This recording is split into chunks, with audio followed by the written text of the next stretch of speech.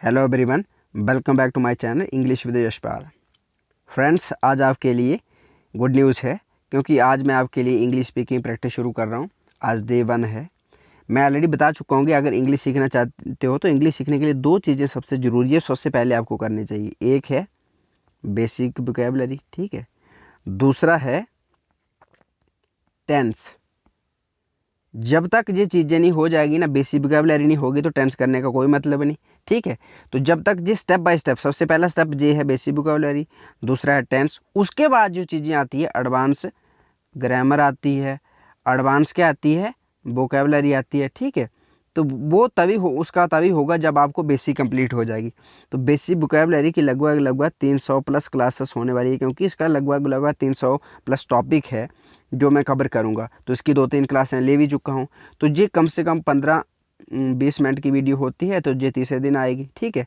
तो जैसे हमारी बेसिक वोकैबुलरी कंप्लीट हो जाएगी उसके बाद हम टेंस करेंगे, उसके बाद बाकी वाले एडवांस ग्रामर करेंगे। लेकिन अभी से इंग्लिश स्पीकिंग जो हम, क्योंकि हमारा टारगेट क्या है, इंग्लिश स्पीकिंग सीखना। तो मैंने सोचा कि ठीक है जी, अच्छा रहेगा अगर मैं थोड़ा सा हर दिन कम से कम 5-6 मिनट का वीडियो लेके आऊँ शाम को।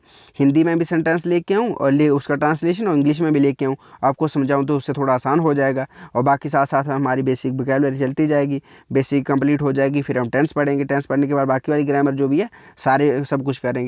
तो इसके साथ ही आप क्या करना है, इंग्लिश स्पीकिंग जो लेके आऊँगा हर दिन मैं शाम को 8 बजे लेके आऊँगा इसको, ठीक है, 8 PM पे। तो बाकी जो बेसिक वोकैबुलरी का वीडियो जो मैं 2-4 वीडियो ला भी गया हूँ ऑलरेडी, मैंने प्रोवाइड कर दिए है इस चैनल पे, तो वो तो तीसरे दिन आएगा। लेकिन जो बेसिक वोकैबुलरी का वीडियो पर जो इंग्लिश स्पीकिंग वाला हर दिन शाम को आएगा 8 बजे, ठीक है। लगभग 8 बजे, थोड़ा आगे पीछे हो सकता है पर 8 बजे आएगा। और इसकी लेंथ जो रहेगी कम से कम यही 5 मिनट 6 मिनट ही रहेगी, इससे ज़्यादा होगी नहीं। तो आप इसको देखते रहना ताकि आपका इंग्लिश सीखना और आसान हो जाए। तो शुरू करते हैं। जैसे हम इंग्लिश हिंदी में बोलते हैं ना, कुछ ज़्यादा नहीं, तो उसकी इंग्लिश क्या होगी, नथिंग मच। कुछ ज़्यादा नहीं, नथिंग मच। जैसा आप चाहो, एज यू प्लीज़। जहाँ को बोलते हैं जैसा आपकी इच्छा, यानी एज यू विश। क्या बोलते हैं इसको, एज यू विश, ठीक है। जैसा आप चाहो, तुम्हारी जैसी इच्छा, जैसा आप चाहो, एज यू प्लीज़, या एज यू विश, जैसी आपकी इच्छा। जैसे थोड़ा सा भी नहीं, कोई इंग्लिश को होती है जब हम बोलते हैं कोई सेंटेंस, थोड़ा सा भी नहीं, ये काम नहीं करूँगा, थोड़ा सा भी नहीं, उसको इंग्लिश में क्या बोलते हैं, नॉट ए बिट। अगला शब्द हो गया, जैसे बोलते हैं जे सेंटेंस। आप क्या बोलते हैं सेंटेंस, देखो, कोई बात नहीं। जब किसी से बात करते हैं ना, कोई बात नहीं यार, चलता है, मतलब कोई बात नहीं, तो उसको क्या बोलते हैं इंग्लिश में, डजंट मैटर। ये डजंट क्यों बोलते हैं, डस और नॉट मिलके बना है, डजंट मैटर, कोई बात नहीं। जैसे कोई चीज़ बार बार होती है ना, होती है, उसको क्या बोलते हैं, बार बार, यानी time and again, time and again, उसको क्या बोलते हैं, बार बार। बीच में, बीच में का मतलब क्या होता है, बीच में का मतलब होता है एट इंटरवल्स। एट इंटरवल्स का मतलब क्या होता है, जैसे देखो मूवी चलती है ना, तो कोई बंदा फ़ोन करता है, मान लो आप मूवी देख रहे हो, किसी ने आपको फ़ोन किया, तो आप बोलते हो ना यार बाद में इंटरवल में मैं कॉल बैक करूँगा, अभी मूवी चल रही है। इंटरवल का मतलब होता है जब ब्रेक होता है ना, उसको बोलते हैं इंटरवल, यानी बीच में, ठीक है। जैसे ये था स्पीक फ्रैंकली। स्पीक फ्रैंकली क्या मतलब, खुलकर बोलो। जब कोई बंदा बोल रहा होता है ना, जैसे हम बोलते हैं खुलकर बोलो यार, खुलकर बोलने को इंग्लिश में क्या बोलते हैं, स्पीक फ्रैंकली। फ्रैंकली यानी बिना डरे, अपनी बात रखो, इसको इंग्लिश में क्या बोलते हैं, हैव योर से। हैव योर से का मतलब क्या होता है, अपनी बात रखो, ठीक है। अगला जैसे ना थोड़ा सा, थोड़े से की अंग्रेजी क्या होती है, थोड़ा सा, ए लिटल, ए लिटल, उसको क्या बोलते हैं, थोड़ा सा, ठीक है। अगला शब्द है इसलिए। इसलिए की अंग्रेजी क्या होती है, कि जैसे कोई पूछ लेना मैं स्कूल इसलिए नहीं आया था, मैं बीमार था इसलिए स्कूल नहीं आएगा। जो इसलिए शब्द होता है उसे इंग्लिश में क्या बोलते हैं, उसको बोलते हैं दैट्स वाई। दैट्स वाई का मतलब होता है इसलिए, ठीक है। अगला शब्द होता है तभी के तभी। तभी के तभी को क्या मतलब, इंग्लिश में क्या बोलते हैं, इसको बोलते हैं देयर एंड देन। जहाँ इसको बोलते हैं, सही इसका सेंटेंस क्या लिखना है, देन एंड देयर, ठीक है।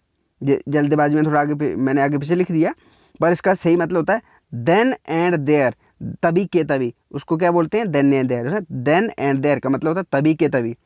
जब कोई चीज़ होती है थोड़ा थोड़ा करके, थोड़ा थोड़ा करके कोई चीज़ करनी, उसको क्या बोलते हैं, उसको बोलते हैं बिट बाय बिट। यानी ये ई नहीं, ये ई गलत है, ये ऐसे एक्स्ट्रा लग गया, इसका मतलब होता है bit by bit. Bit by bit का मतलब क्या होता है, थोड़ा थोड़ा करके कोई चीज़ थोड़ी थोड़ी करके, तो ठीक है। तो अगला शब्द है वहाँ ही।